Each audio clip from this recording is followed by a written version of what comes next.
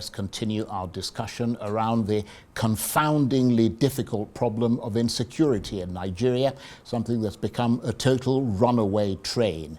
And today is a key day as security agencies begin implementing President Tinubu's declaration of a state of emergency against exploding banditry and the smoldering insurgency. It's a conflict that's almost as old as the hills. It's been raging since 2009. So how much has this presidential declaration raised hopes of a resolution after so much death, destruction, and displacement? Well, for his informed assessment, I'm joined now in the studio by Arise News analyst and former chairman of the editorial board of Daily Trust newspaper, Mahmud Jega. Great to see you, Mahmud. Thank you. Thank you very much indeed for coming in. Thank you. Has this declaration raised your hopes?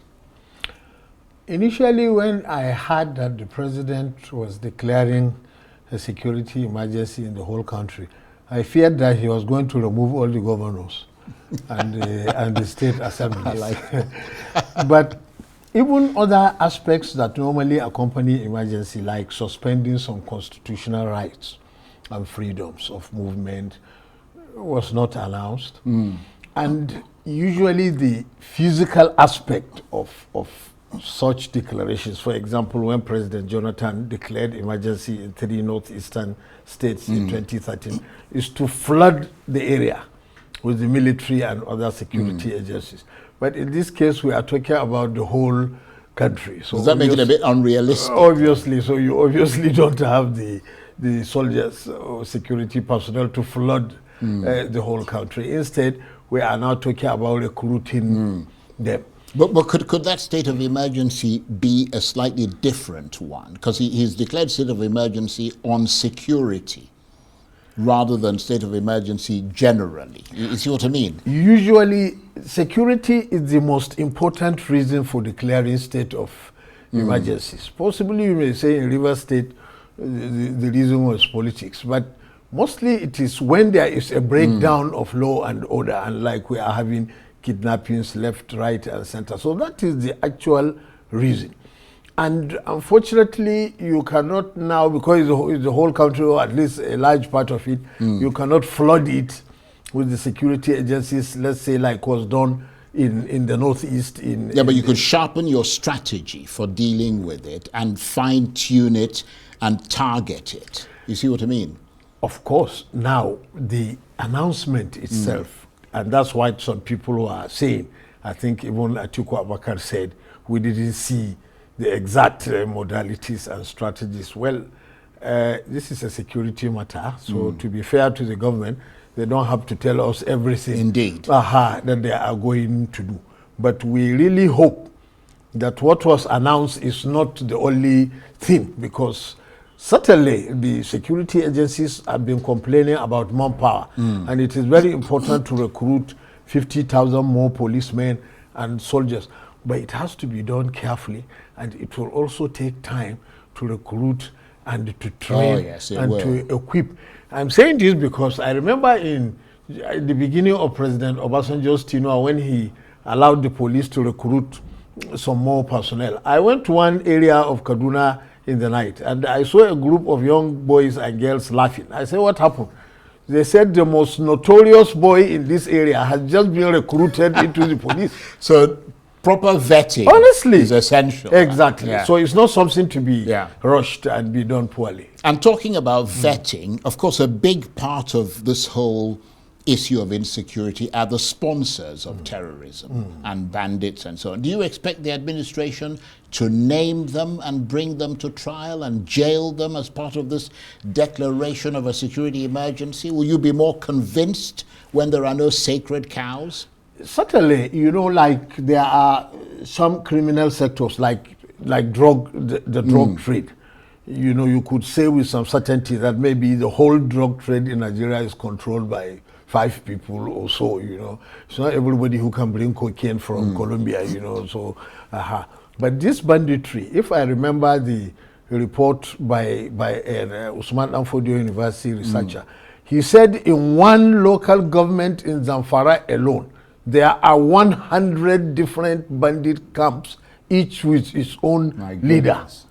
So it's not like there is one person. Unlike Boko Haram, Yes. insurgent group, which has a structured leadership. The bandits don't have. In fact, they are fighting among themselves. You say in one local government, 100 different bandit camps, each with its own leader.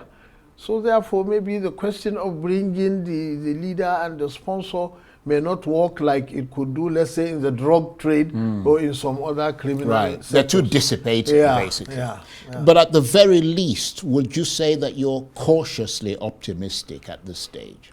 Well, certainly. I mean, the fact that the government's attention, almost 90%, is now focused on the security problem, but we hope that there are many other strategies that they are pursuing. And also, I'm quite happy to hear this evening that the Americans have changed tack. Instead of threatening to bomb us, they are now ready to cooperate with our government and our security agencies, and they have even formed a joint task force. We hope that will take us somewhere with intelligence help and better equipment that they have been denying our military for so many You think years. they've been inspired by hearing Tinubu appear to take charge more? Well, of course, people have said from the beginning it was our fault. We didn't communicate very well, even though the American president is, as we say in Nigeria, one kind. You know. He's difficult to predict. Let's put it that way. Difficult to predict. He was doing it mostly for his own domestic audience. But certainly the diplomatic engagement has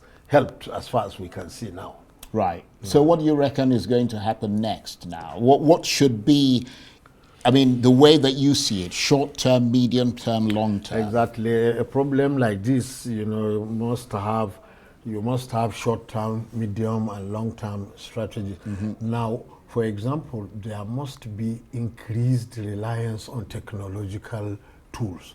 You don't have to tell us that, but we will see the effect if you have satellites and you have drones that help to, I mean, for bandits on 100 motorcycles. It's unbelievable. Girls That you can't seem to find them. You can't find them. I mean, satellites and drones should be able to do that. Maybe they cannot shoot them because they are holding. Although there's an argument that's been made that because they hide in these very dense forests, the canopy of trees protects them, which is why they go there. And it's very difficult for the drones to be able to see through that canopy of trees. The satellites can see even through the earth.